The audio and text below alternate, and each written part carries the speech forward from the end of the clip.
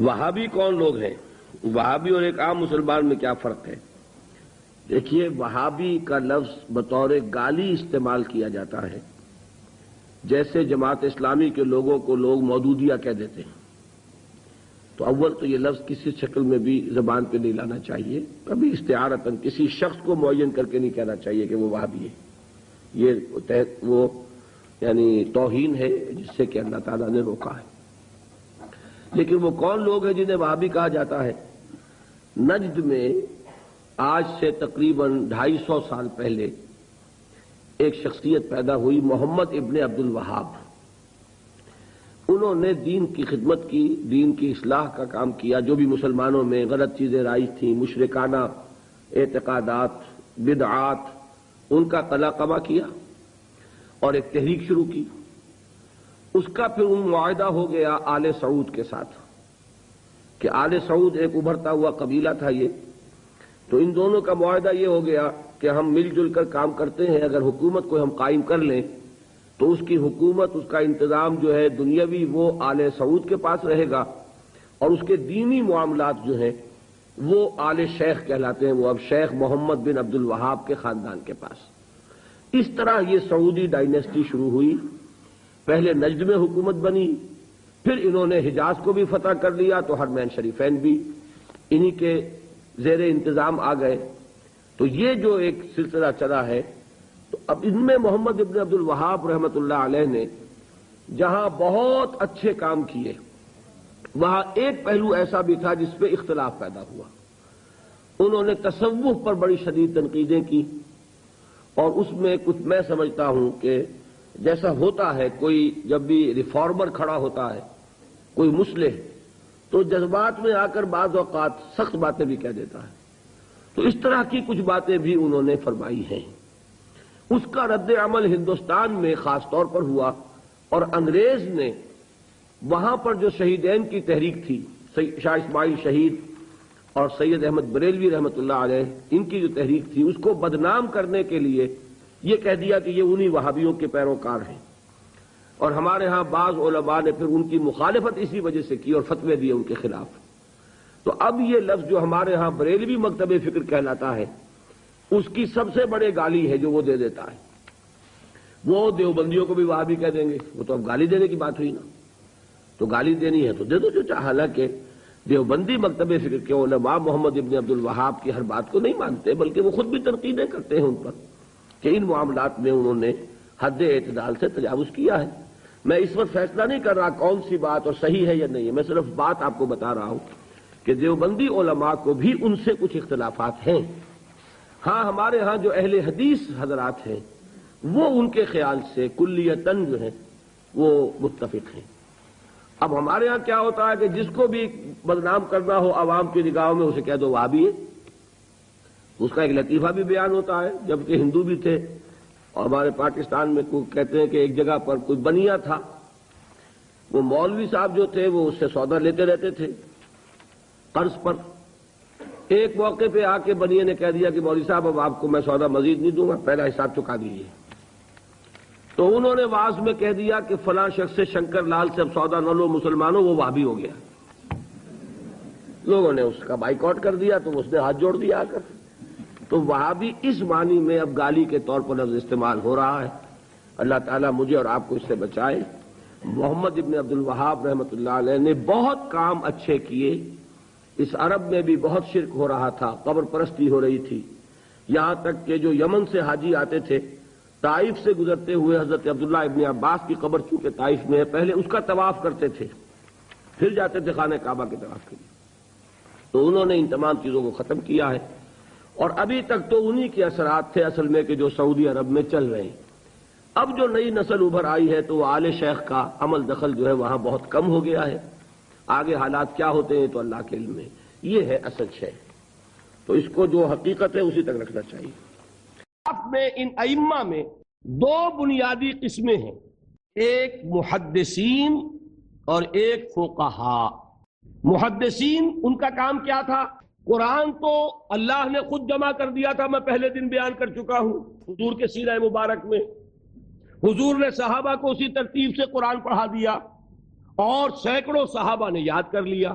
پھر جو کمی اگر رہ گئی تھی کتابی شکل میں حضرت ابو بکر لے آئے، پھر اگر اس میں کوئی فرق پڑ رہا تھا پڑھنے کے انداز میں تو ایک کتابت کے اوپر جمع کر دیا حضرت عثمان نے، بات ختم ہو گئی۔ خلافت راشدہ میں قرآن کا معاملہ تو محفوظیت کی آخری درجے کو پہنچ گیا۔ اب اصل مرحلہ کیا تھا؟ حضور کے اقوال مبارک کو جمع کرنا۔ صحابہ ہیں منتشر ہو گئے ہیں، کوئی صحابی کوفے چلے گئے، کوئی صحابی دمشق چلے گئے، کوئی کہیں چلے گئے، کوئی کہیں چلے گئے۔ اب ان سب کے پاس، کسی کے پاس اتنی احادیث، کسی کے پاس اتنی احادیث، ان کو جمع کرنے کا کام، پھر چھان پھٹک کرنے کا کام، پھر مرتب کرنے کا کام یہ کس نے کیا؟ محدثین کرام نے۔ بہت بڑے محسن ہیں اس امت کے محدثین کرام، پوری زندگیاں کھپائیں۔ ایسا بھی ہوا ہے ایک محدث مدینے سے چلتے ہیں، انہیں معلوم ہوتا ہے کہ ایک صحابی دمشق میں ہے، ایک حدیث وہ بیان کرتے ہیں، ذرا باریک بات ہے سمجھ لیجئے گا۔ ان کو وہ حدیث معلوم تھی، لیکن وہ حدیث 3 راویوں کے راستے سے آ رہی تھی، ان کے پاس جو حدیث تھی وہ 2 راویوں کے حوالے سے تھی۔ اب وہ جاتے ہیں اور وہ دمشق کا سفر کرتے ہیں صرف اس حدیث کو سننے کے لیے، سواری سے اترتے بھی نہیں۔ میں نے سنا ہے آپ حضور کی یہ حدیث بیان کرتے ہیں، جی ہاں، ذرا مجھے سنا دیجئے۔ سنا دیا، ویسے ہی اپنے اونٹ کی جو ہے گردن موڑ لی کہ واپس، بھائی اترو، ٹھہرو، قیام کرو۔ نہیں، میں صرف ایک حدیث رسول تم سے سننے کے لیے آیا تھا، میں اپنے اس سفر میں کوئی اور مقصد جمع نہیں کرنا چاہتا۔ یہ کام کیا محدثین نے۔ لوگ سمجھتے ہیں جیسے کہ ڈرائنگ رومز میں بیٹھے ہوئے آرام سے کتابیں پڑھتے ہیں، شاید ایسے ہی محدثین کا کام تھا۔ انہوں نے جس طرح زندگیاں لگائی ہیں اور جس طریقے سے حدیث کو جمع کرنے کے لیے مشقتیں جھیلی ہیں، اس کا آج ہم تصور نہیں کر سکتے۔ اچھا، وہ تو محدثین کرام ہیں، ان میں بھی اب ایک کا نام نوٹ کر لیجئے، چوٹی پہ کون ہے؟ امام بخاری، امام مسلم، امام ترمذی، امام احمد ابن حنبل، امام ابن ماجہ، امام ابو داؤد، سب ہیں، لیکن چوٹی پر رئیس المحدثین کون ہے؟ امام بخاری۔ اچھا، اب تیسرا طبقہ ہے ہمارے ہاں، دوسرا، وہ ہے فقہا۔ قرآن بھی جمع ہو گیا، حدیث بھی آ گئی، اب اس سے احکام نکالنے بھی تو ہے نا، استدلال کرنا ہے، حدیثوں کو جوڑنا ہے، قرآن کے ساتھ ان کا ربط تلاش کرنا ہے، اور پھر کوئی حکم تلاش کرنا ہے، اجتہاد کرنا ہے۔ یہ کام جنہوں نے کیا انہیں ہم کیا کہتے ہیں؟ فقہائے کرام۔ اور ان میں بہرحال جو لوگ یہاں جمع ہیں، مجھے یقین ہے کہ وہ اس بات کو تسلیم کرتے ہوں گے کہ ان میں چوٹی پر ہیں امام ابو حنیفہ رحمۃ اللہ علیہ، امام اعظم۔ پوری دنیا نے تسلیم کیا ہے کہ قانون کا جتنا سینس امام ابو حنیفہ کو ہے، قانون ایک علیحدہ شے ہے، اخلاقیات علیحدہ چیز ہیں۔ ایک شے کا اخلاقی تقاضا کچھ اور ہے، قانونی تقاضا کچھ اور ہے۔ آپ کو کسی نے تھپڑ مارا، اخلاقی تقاضا کیا ہے؟ معاف کر دو بھائی، اور قانونی تقاضا کیا ہے؟ جوابی تھپڑ رسید کرو، اس لیے کہ اگر یہ نہیں کرو گے تو اس کی ہمت افزائی ہوگی، یہ کسی اور کو بھی تھپڑ مارے گا۔ میں اپنا احساس عرض کر رہا ہوں، اور دنیا میں جو بات مانی گئی ہے کہ جس کا نام لیگل سینس ہے، قانون کا ایک فہم، اس میں دنیا کا کوئی شخص مقابلہ نہیں کر سکتا امام ابو حنیفہ کا۔ آپ صحابہ کو ان سے مستثنا کر دیجئے، ظاہر بات ہے انبیاء اور رسولوں کا معاملہ نہیں ہے، تو باقی نوع انسانی کے اندر امام ابو حنیفہ کا پلے کا کوئی شخص، ان کے برابر کا کوئی شخص قانون کا فہم رکھنے والا آج تک پیدا نہیں ہوا۔ تو سید الفقہا کون ہوئے؟ امام ابو حنیفہ۔ اور رئیس المحدثین کون ہے؟ امام بخاری۔ یہ ساری جو میں نے اس وقت آپ کو تمہید بیان کی، وہ اس مسئلے کے لیے پریشان کن مسئلہ یہ ہے کہ امام ابو حنیفہ کی طرف یہ بات منسوب ہے کہ وہ یہ فرماتے ہیں الایمان قول، ایمان نام ہے صرف قول کا، عمل اس میں زیر بحث نہیں آتا۔ ولا یزید ولا ینقص، وہ ایمان نہ گھٹتا ہے نہ بڑھتا ہے۔ اب دوسرا سٹیٹمنٹ سنیے، وہ ہے امام بخاری کا، رئیس المحدثین کا، الایمان قول وعمل، ایمان نام ہے قول اور عمل کے مجموعے کا۔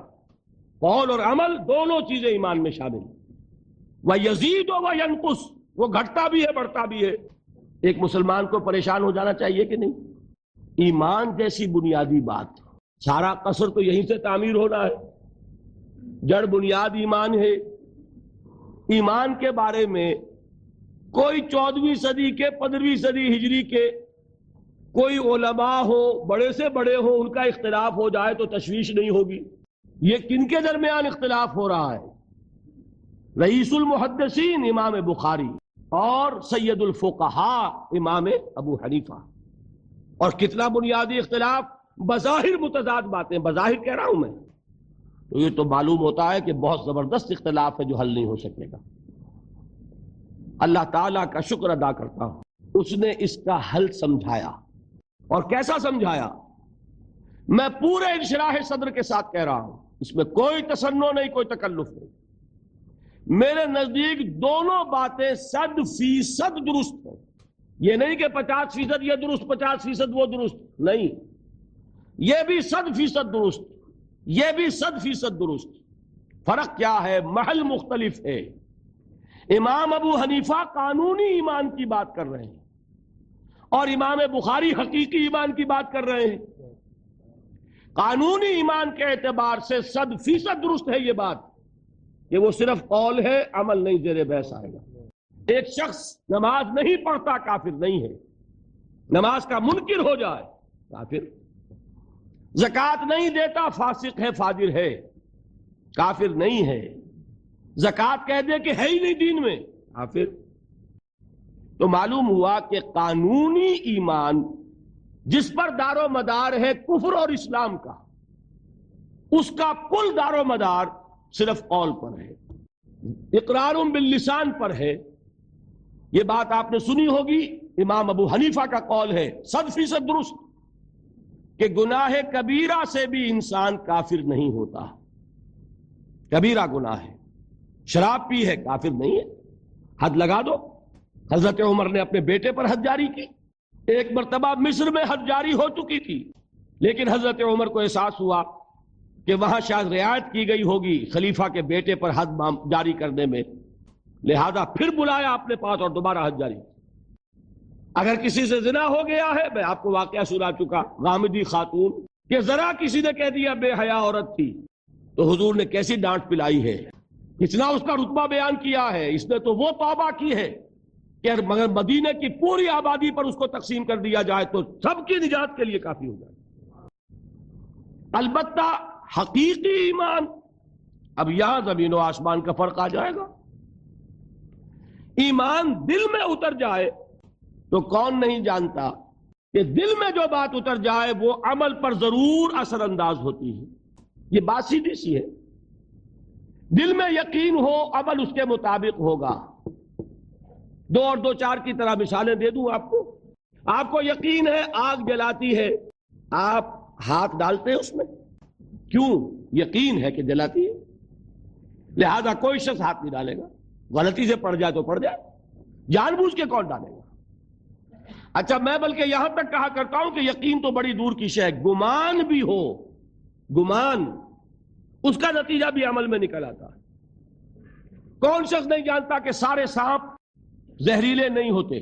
معلوم ہے نا، لیکن جو سانپ ہے پتہ نہیں کم بخت یہ زہریلا ہے کہ نہیں؟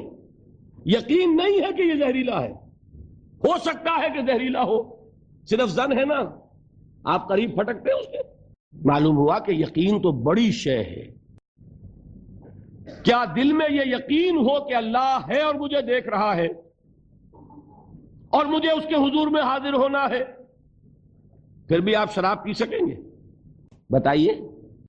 اگر چوراہے پر کانسٹیبل کھڑا ہے، آپ نے دیکھ لیا، ساتھ ہی آپ نے دیکھا ایک کونے میں موٹر سائیکل لے کر تیار سارجنٹ بھی کھڑا ہے، آپ کی گاڑی صحیح جگہ آ کے رک جائے گی نا، 1 انچ آگے نہیں بڑھے گی۔ اور اگر آپ نے دیکھا کہ چوراہا خالی ہے، کوئی دیکھنے والا ہے نہیں، تو اچھے بھی دائیں بائیں دیکھ کے نکل جاتے ہیں کہ نہیں؟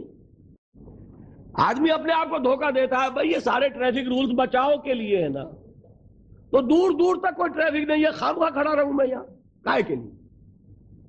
لیکن دور دور تک کوئی ٹریفک نہ ہو لیکن سارجنٹ کھڑا ہو، پھر آپ پابندی کریں گے کہ نہیں؟ اگر یہ یقین ہو کہ اللہ ہے اور مجھے دیکھ رہا ہے تو کیا اس کا قانون توڑیں گے آپ؟ یقین والے ایمان کے ساتھ معصیت جمع نہیں ہو سکتی۔ قانونی ایمان کے ساتھ معصیت کے ڈھیر لگ سکتے ہیں، جیسے کہ ہمارے ہاں ہے لما تقولون ما لا تفعلون کبر مقتا عند اللہ ان تقولوا ما لا تفعلون۔ اے ایمان کے دعوے دارو، کیوں کہتے ہو جو کرتے نہیں ہو؟ اللہ کے غضب کو بھڑکانے والی ہے یہ بات کہ تم کہو جو کہ کرتے نہیں۔ ہماری امت کی اکثریت کا حال یہی ہے کہ نہیں؟ یہ کیا بات ہے کہ قانونی ایمان ہے، اس کے ساتھ معصیت کے انبار ہیں۔ حقیقی ایمان ہو تو معصیت کا وجود ہو نہیں سکتا۔ اب بتائیے ایمان اور عمل علیحدہ ہو جائیں گے کیا؟ یہ ہے مسئلہ جو امام بخاری کے سر پہ ہے۔